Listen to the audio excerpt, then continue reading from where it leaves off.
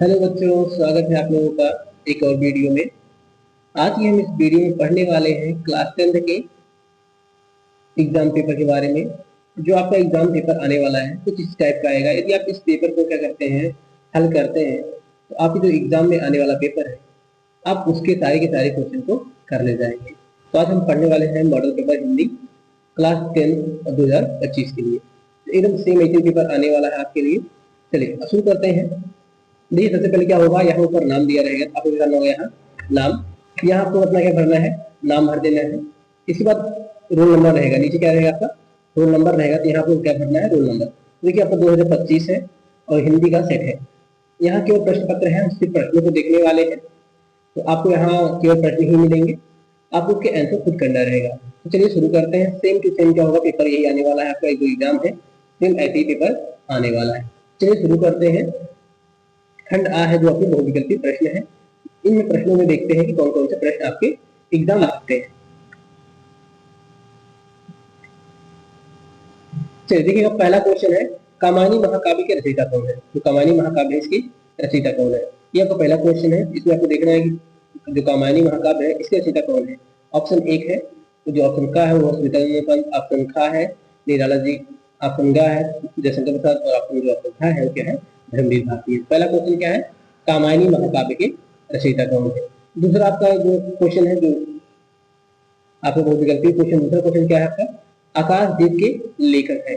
जो आकाशदीप रचना है उसके लेखक कौन है। दिनकर जी, जयशंकर प्रसाद, दिनकर जी, जयशंकर प्रसाद, प्रेमचंद या हजारी प्रसाद द्विवेदी। इनमें से आपको बताना है कि आकाशदीप के लेखक कौन है। दूसरा ये क्या आपका प्रश्न है। तीसरा प्रश्न है शुक्ल युग की समयावधि।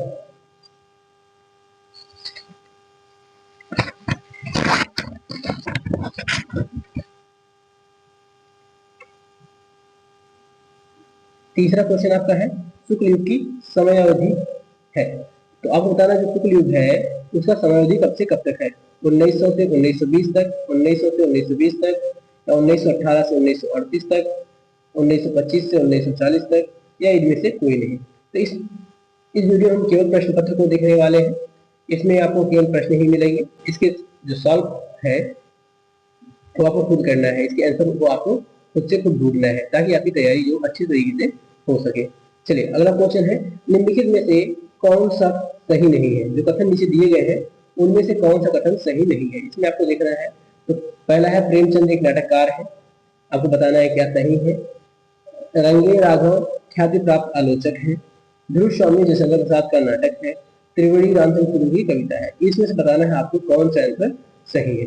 अगला क्वेश्चन है, आपका ठूठा आम। ठूठा आम किसका निबंध है। जो ठूठा आम निबंध है, ठूठा आम निबंध है, किसका निबंध है, आपको बताना है। जयशंकर प्रसाद का, धर्मवीर भारती का, भगवत उपाध्याय का, या सुधल मिश्र का। इसमें से आपको बताना है कि जो ठूठा आम किसकी रचना है। चलिए बढ़ते अपने अगले क्वेश्चन की तरफ। देखिए अगला क्वेश्चन है, दूसरा सप्तक का प्रकाशन किस वर्ष हुआ है। दूसरा सप्तक आपका, उसका प्रकाशन वर्ष क्या है। जो दूसरा सप्तक है आपका उसका प्रकाशन वर्ष क्या है।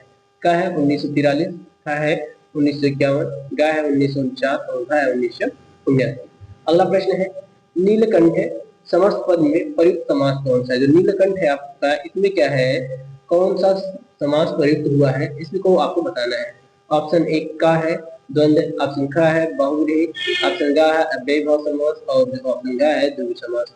इसमें से आपको बताना है कि नीलकंठ में कौन सा समास है।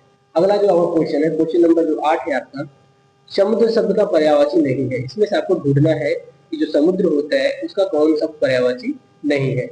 ऑप्शन का है सागर, ऑप्शन खा है परावत, जो ऑप्शन ग है जलधि है, और ऑप्शन घा क्या है, महीपति है। इसमें से आपको बताना है कि समुद्र का पर्यायवाची शब्द नहीं है। चलिए अगले क्वेश्चन की तरफ बढ़ते हैं।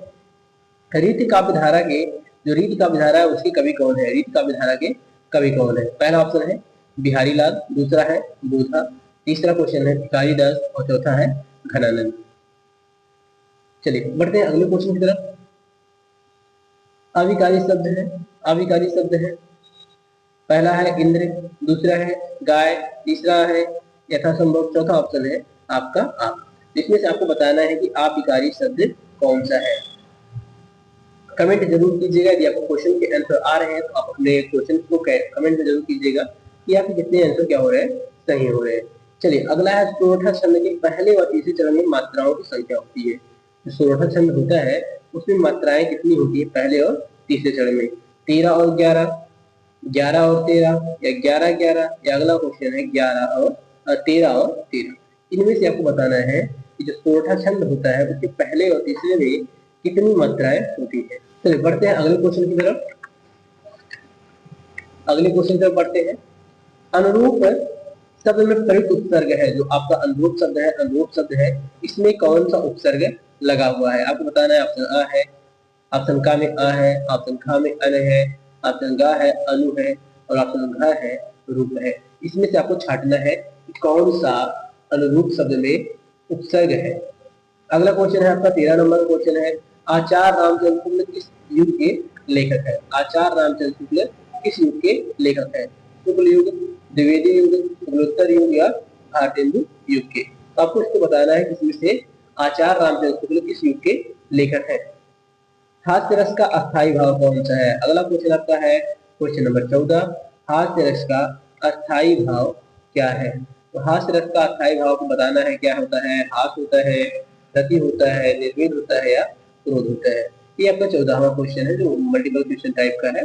आपको इसमें बताना है कि हास्य रस का अस्थायी भाव क्या होता है। जो हमारा अगला क्वेश्चन है क्वेश्चन नंबर 15 है, रस मीमांसा किसकी कृति है? जो रस मीमांसा नाम की कृति है, रस मीमांसा किसकी कृति है? तो आपको बताना है रस मीमांसा किसकी कृति है। महादेवी वर्मा की, रामचंद्र शुक्ल की, पंत जी की, या हजारी प्रसाद द्विवेदी जी की? इसमें से आपको छांटना है कि रस मीमांसा किसकी रचना है। चलिए बढ़ते अपने अगले क्वेश्चन की तरफ। जो हमारा अगला क्वेश्चन है, अगला क्वेश्चन है नवरत्न में कौन सा, नवरत्न में कौन सा समास है? आपको बताना है नवरत्न जो होता है उसमें कौन सा समास है। पहला ऑप्शन है द्वंद्व समास, दूसरा है बहुव्रीहि समास, तीसरा है अव्ययी भाव समास, और चौथा क्या है द्विगु समास है। चलिए क्वेश्चन नंबर 17 आ गया आपका कि करपट किसका तत्सम है? जो करपट शब्द है एक किसका तत्सम शब्द है? सागर का, कूप का, कपड़े का, या कपूर का? इसमें से आपको बताना जो करपट है वो किसका तत्सम शब्द है। चलिए अगले क्वेश्चन पर बढ़ते हैं जो क्वेश्चन नंबर 18 है, तेसाम में कौन सी विभक्ति है? तो आपको बताना है तेसाम में कौन सी विभक्ति है। प्रथमा, चतुर्थी, षष्ठी? इसमें से आपको बताना है कि तेसाम में कौन सी विभक्ति है। ये ऑप्शन देखिए आपका दूसरा आ गया है। तो आपको बताना है प्रथमा है, चतुर्थी है, या षष्ठी है, या कोई नहीं है। यहाँ आप बना लीजिएगा कोई नहीं, यहाँ मान लीजिए कोई नहीं। इसमें से आपको बताना है कौन सी विभक्ति है, तेसाम में कौन सी विभक्ति है। चलिए अग्नि का पर्यायवाची है, जो अग्नि शब्द है, अगला क्वेश्चन आपका 19वां, अग्नि की पर्यायवाची है। तो अग्नि का क्या पर्यायवाची है? इंद्र है, या गाय है, अनिल है, या अनल है? आपको इसमें से बताना है कि अग्नि का पर्यायवाची कौन सा है। चलिए बढ़ते हैं जो आपको मल्टीपल क्वेश्चन टाइप है उसका अंतिम क्वेश्चन है, पथिक के कवि कौन है? जो पथिक आपकी रचना है, पथिक के कवि कौन है? रामनरेश त्रिपाठी, निराला जी, या तुलसीदास, या जगनी? इसमें से आपको छांटना है कि पथिक के कवि कौन से हैं। तो ये थे आपके 20 क्वेश्चन जो थे, आपके मल्टीपल क्वेश्चन थे, बहुविकल्पीय क्वेश्चन थे। अब इसके बाद आपका शुरू हो रहा है खंड बा शुरू हो रहा है, जिसमें आपको क्या करना होता है, वर्णात्मक आंसर को, वर्णात्मक उत्तर प्रश्नों को पढ़ के, वर्णात्मक प्रश्नों को पढ़कर उसके क्या करने होते हैं, उत्तर देने होते हैं। चलिए पहला क्वेश्चन देखिएगा, खंड बा का है। खंड बा का है, इसमें क्या करना होता है, आपको सबसे पहले ध्यान रखिएगा कि आपको जो पैरा दिया रहेगा उसको अच्छे ढंग से पढ़ना है। चलिए 21वां क्वेश्चन देखिएगा, सबसे पहले है निम्नलिखित में से किसी एक गद्यांश पर आधारित प्रश्नों के उत्तर दीजिए। तो आपको क्या किए जाएंगे, दो गद्यांश दिए रहेंगे, दो गद्यांश दिए रहेंगे, जिसमें से केवल एक को करना होगा, किसी एक को करना है, ऐसा नहीं कि आप दोनों को कर दीजिए, केवल एक को करना है। ध्यान रखिएगा इस बात का कि जो वर्णात्मक प्रश्न आएंगे उसमें से दिया रहेगा किसी एक गद्यांश है और आधे प्रश्नों के उत्तर दीजिए। तो उसमें क्या करना होगा, आपको दो पैराग्राफ दिए जाएंगे, उसको पढ़ना रहेगा और उसके बाद क्या करना है, आपको उसके आंसर को लिखना है। चलिए देखिएगा, जैसे दिया है आपको बताना है, आज क्वेश्चन है, आज विज्ञान मनुष्यों के हाथों में अद्भुत और अतुल शक्ति दे रहा है, इसका उपयोग एक व्यक्ति और समूहों के उत्कर्ष और समूह के गिराने में होता रहेगा। इसलिए हमें उस भावना को जागृत रखने के लिए कुछ ऐसे साधनों को हाथ में रखना होगा जो अहिंसात्मक त्याग भावना को प्रोत्साहित करे।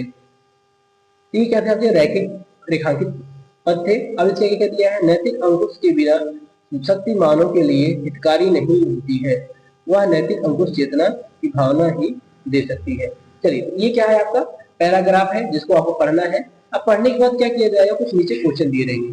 जैसे देखिएगा नीचे कुछ क्या है, क्वेश्चन दिए गए हैं। इन्हीं क्वेश्चनों क्या होता है, आपको आंसर में लिखना होता है। इन्हीं का आंसर क्या होगा उसे लिखना होता है। जैसे पहला है उपयुक्त गद्यांश का संदर्भ लिखिए। संदर्भ लिखना है आपको कि किस चैप्टर से लिया गया है, इसके लेखक कौन से हैं। दूसरा क्वेश्चन है रेखांकित अंश की व्याख्या कीजिए। जो ये आपके दिया गया है पैराग्राफ, इसमें जो ये नीचे अंडरलाइन किया गया है, इनका आपको क्या करना है, व्याख्या करना है। ध्यान दीजिएगा, रेखांकित अंशों की व्याख्या करना है। और लास्ट वाला है लेखक ने गद्यांश के संदेश क्या देना चाह रहा है। जो लेखक है वो गद्यांश के माध्यम से आपको क्या बता रहा है या क्या संदेश देना चाह रहा है। ये तो आपका इसका पहला क्वेश्चन था। अब अथवा भी क्या होगा, इसके पास एक क्वेश्चन अथवा भी रहेंगे। चलिए, अथवा देख लिया। अथवा जो उसका 21वां क्वेश्चन है, उसका अथवा में क्या दिया गया है, ईर्ष्या से बचने का उपाय मानसिक अनुशासन है। जो व्यक्ति ईर्ष्यालु स्वभाव का है उसे फालतू बातों के बारे में सोचने की आदत छोड़ देनी चाहिए। उसे यह पता लगाना चाहिए कि जिस अभाव के कारण वह ईर्ष्यालु बन गया है उसकी पूर्ति का रचनात्मक तरीका क्या है। ये देखिए, यहाँ तक क्या है आपका अंडरलाइनिंग क्वेश्चन है। इसको ध्यान रखना है कि जहां तक क्या है आपको उसके नीचे लाइनिंग किया गया है उसके ध्यान रखना है। फिर आगे है, जिस दिन उसके भीतर से यह जिज्ञासा आएगी उसी दिन वह ईर्ष्या करना कम कर देगा। तो इसके आधार पर जो आपके गद्यांश दिए गए हैं, इसके आधार पर क्या होंगे, आपके सामने कुछ प्रश्न दिए जाएंगे। जैसे देखिए, प्रश्न दिया गया है, इसको क्या करना होगा, गद्यांश को पढ़ के उसके अर्थ लिखना होगा, उसके आंसर को देना होगा। जैसे का वाला क्या है, उपर्युक्त गद्यांश का संदर्भ लिखिए। क्या करना है आपको, संदर्भ लिखना। तो संदर्भ में क्या लिखा जाता है, चैप्टर का नाम लिखा जाता है, किस पाठ से लिया गया है और उसके लेखक कौन है। दूसरा क्वेश्चन है रेखांकित अंश की व्याख्या कीजिए। जो रेखांकित अंश दिया गया है, जो आपके लाइनों को नीचे क्या किया गया है, रेखांकित किया गया है, इन्हें आपको आंसर देना है। तीसरा है लेखक इस तरह से बचने के लिए किस आदत को छोड़ने को कहता है। तो तीसरा क्वेश्चन है लेखक इस तरह से बचने के लिए किस आदत को छोड़ने को कहता है। तो ये 3 क्वेश्चन है जो आपको इस पैराग्राफ को पढ़ के देने होते हैं। चलिए, ये हो गया आपका खंड बा का 21वां या पहला क्वेश्चन कह सकते हैं। अब चलते हैं खंड बा के अगले क्वेश्चन की तरफ, जो क्या है, निम्नलिखित में से किसी एक पद्यांश पर आधारित प्रश्नों को उत्तर दीजिए। तो ध्यान रखिएगा, पहले आपको पद्यांश दिया जाएगा, उसके बाद क्या दिया जाएगा, पद्यांश दिया जाएगा। तो ये गद्य से करना रहेगा।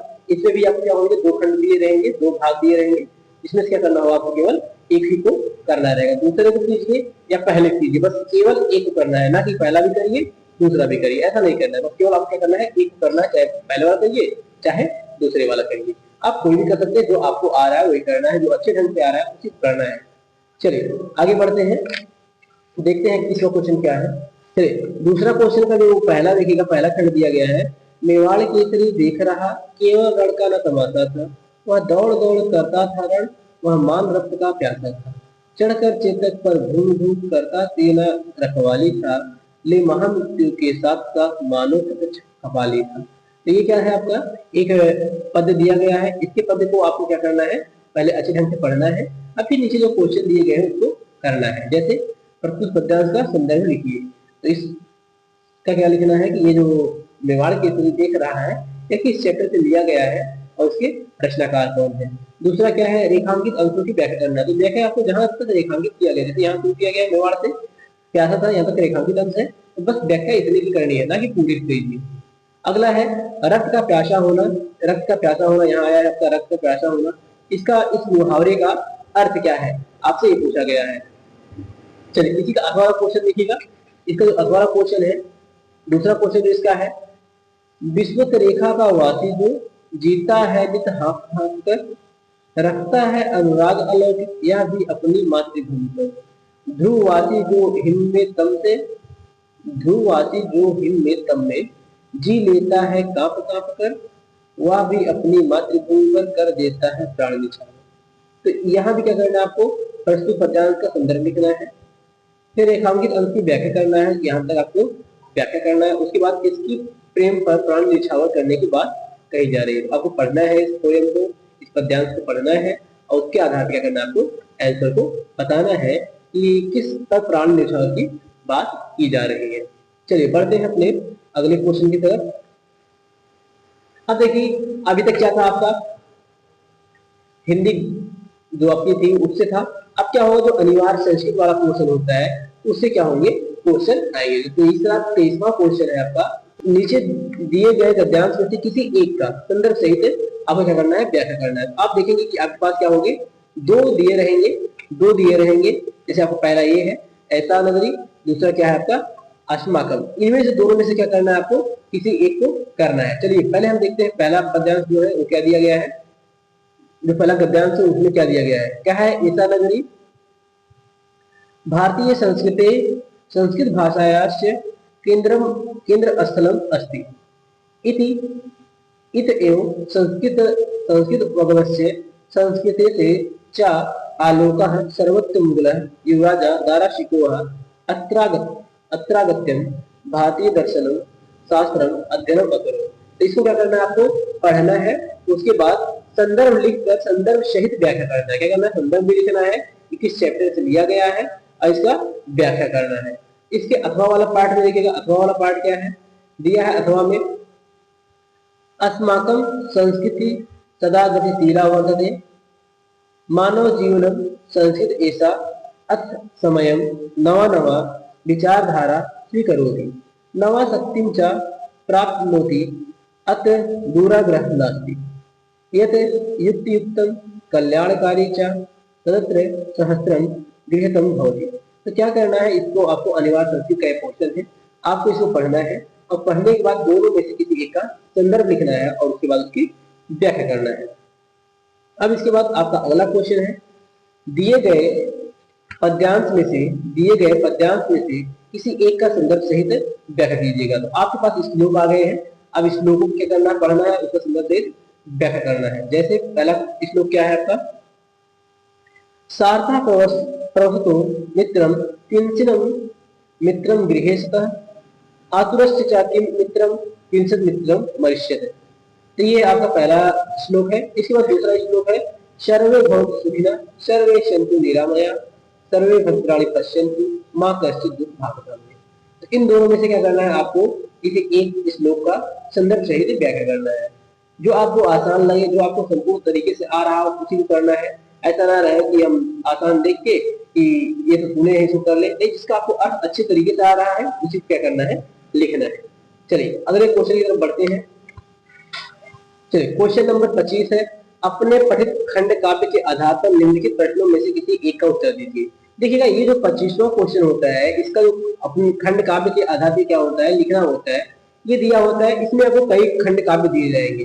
जैसे देखिएगा आपको दिए गए हैं, मुक्ति खंड काव्य दिया गया है, युद्ध जवाहर खंड दिया गया है, मेवाड़ मुकुट दिया गया है, अग्र पूजा खंड काव्य दिया है, कर्ण खंड काव्य दिया गया है, तुमुल खंड काव्य दिया है, कर्म वेद खंड काव्य दिया गया है।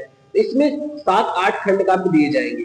अब इसके बाद आपको क्या करना है, जो आपके जिले में चलता है उसी को आपको लिखना है। ये नहीं कि सातों का सातों लिखना है, नहीं, जो इसमें से जैसे कुछ जिलों में क्या होता है, मुक्ति दूत चलता है, कुछ जगहों पे क्या होता है, ज्योति जवाहर चलता है। तो आप क्या करना है, जिसके बारे में आपके जिले में चलता हो, जो खंड काव्य आपके जिले में चल रहा हो उसी को क्या होता है, लिखना होता है। जैसे क्या होता है, पूर्वांचल में क्या होता है, अग्र पूजा खंड काव्य लिखना होता है। किसका लिखना होता है, अग्र पूजा खंड काव्य। तो इस आधार पर क्या करना है, या पूर्वांचल के बच्चों को केवल अग्र पूजा खंड काव्य को करना है। तो आप जहां से भी हो, जो आपके यहाँ चलता है उसे क्या करना है, लिखना है। चलिए देखते हैं इसमें पहला कौन सा है, मुक्ति दूत खंड काव्य के आधार पर नायक महात्मा गांधी का चरित्र चित्रण कीजिए। तो इसमें क्या करना है, मुक्ति दूत खंड काव्य से महात्मा गांधी जी का चरित्र चित्रण करना है। दूसरा क्वेश्चन क्या है, ज्योति जवाहर खंड काव्य की कथा वस्तु संक्षेप में लिखना है। तो ज्योति जवाहर जो खंड है उसका कथा वस्तु लिखना है, आपको संक्षेप में छोटी सी कहानी के रूप में लिखना है। तीसरा क्वेश्चन है इसमें, मेवाड़ मुकुट खंड काव्य के आधार पर किसी नारी पात्र का चरित्र क्या कीजिए, विशेषता का उल्लेख कीजिए। तो जो नारी पात्र होंगी इसमें मेवाड़ मुकुट में, उसमें से आपको किसी के बारे में लिखना है। अगला है, अग्र पूजा खंड काव्य के आधार नायक की सब्जी का चित्र कीजिए। तो ये क्या करना है, पूर्वांचल वाले बच्चों को ध्यान रखना है, तो अग्र पूजा खंड काव्य से लिखना है। अगला है, कर्ण खंड काव्य के आधार पर चतुर्थ सर्ग का कथा वस्तु के बारे में लिखिए। तो चतुर्थ सर्ग के बारे में क्या करना है आपको लिखना है। इसका अगला पार्ट है तुमुल खंड काव्य की कथा वस्तु संक्षेप में लिखिए। और सातवां है कर्मवीर खंड काव्य के मुख्य पात्र की विशेषताओं का वर्णन कीजिए। ये जो आपके क्वेश्चन है 22वां क्वेश्चन पठित खंड काव्य के आधार पर प्रश्नों की क्या करना है उत्तर देना है। इनमें से केवल आपको क्या करना होता है किसी एक को ही करना होता है, जो आपके जिले में जो आपके क्षेत्र में चलता हो केवल उसे ही करना होता है। ऐसा नहीं कि सभी को करना होता है, बस आपको केवल कितने करना होता है किसी एक को करना होता है। चलिए अगले क्वेश्चन में बढ़ते हैं। हमारा अगला क्वेश्चन है 26वां क्वेश्चन है दिए गए लेखकों में से किसी एक का जीवन परिचय लिखना है। तो आपको लेखकों के नाम दिए गए हैं, उनमें से किसी एक का जीवन परिचय लिखना है। जैसे पहला राजेंद्र प्रसाद, दूसरा जयशंकर प्रसाद और तीसरा है रामचंद्र शुक्ल। तो तीन आपको दिए जाएंगे, उसमें से किसी एक का क्या करना होगा आपको जीवन परिचय लिखना होगा। जिसका जीवन परिचय आपको आता है उसका जीवन परिचय आपको क्या करना होता है लिखना होता है। जैसे मान लीजिए आपको रामचंद्र शुक्ल जी का आ रहा है तो रामचंद्र शुक्ल का लिखना है। आचार्य जयशंकर प्रसाद का आ रहा है तो जयशंकर प्रसाद का लिखना। अब यदि आपको जानना है कि जीवन परिचय कैसे लिखते हैं, इसके लिए हमने क्या किया है वीडियो बना दिया है पहले से ही, आप जाके देख सकते हैं किसी के जीवन परिचय को कैसे लिखें कि हमें क्या हो संपूर्ण क्वेश्चन का आंसर में पूरा का पूरा उस प्रश्न का पूरा जो मार्क है नंबर है मिल सके। उसके लिए जाके हमारे वीडियो को देख सकते हैं कि जीवन परिचय कैसे लिखते हैं, किस ढंग से लिखना है आपको। चलिए अगला क्वेश्चन क्या है दिए गए कविता में किसी एक का जीवन परिचय लिखना है। इसमें भी क्या है अभी पद से है आपके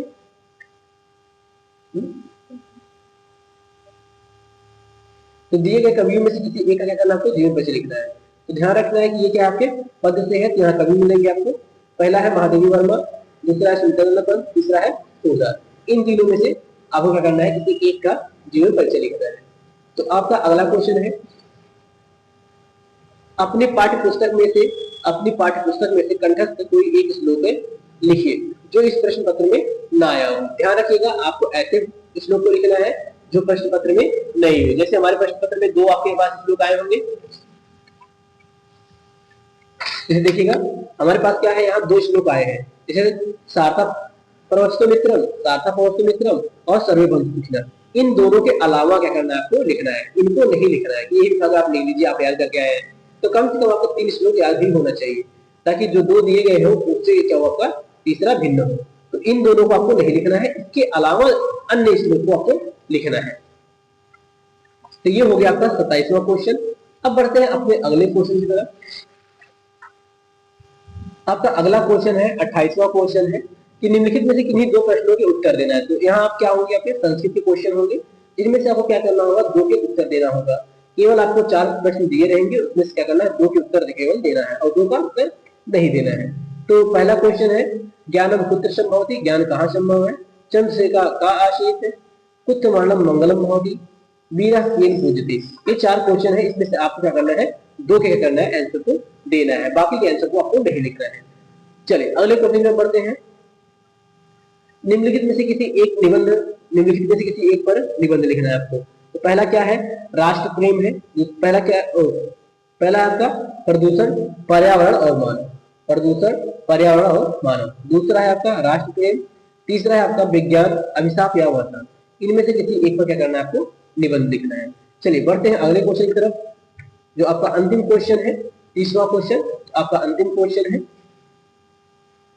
शहर की सफाई हेतु अपने शहर के मुख्य नगर अधिकारी को क्या करना है आपको पत्र लिखना है। या पत्र लिखिए या दूसरा क्या करना है आपको आकस्मिक अवकाश हेतु प्रधानाचार्य को एक पत्र लिखिए। तो दोनों में क्या करना है किसी एक को आपको इसका आंसर लिखना है।